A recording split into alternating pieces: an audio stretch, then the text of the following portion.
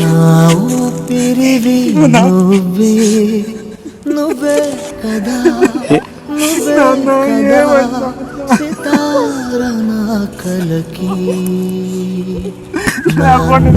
నువ్వు నా ప్రాణం మనిన సరిపోదట మాట నాన్నకై.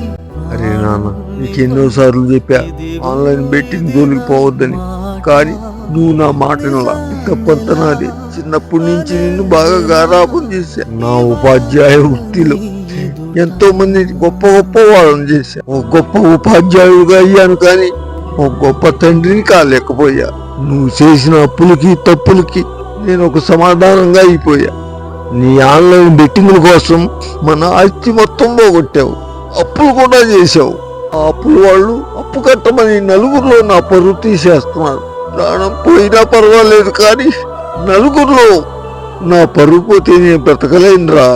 కనీసం నేను పోయినాకైనా నువ్వు మారుతావని నేను అనుకుంటున్నా. నువ్వు మారితే కనీసం నలుగురు మార్చు. ఇది నా చివరి కోరిక. ఉంటాను, ఇంకా సెలవు. అప్పుడే మీ నాన్న చెప్పారు ఈ బెట్టింగ్ గేమ్స్ మానేమని. అప్పుడే నువ్వు మానేస్తుంటే ఈరోజు ఈ పరిస్థితి వచ్చేది కాదు కదా.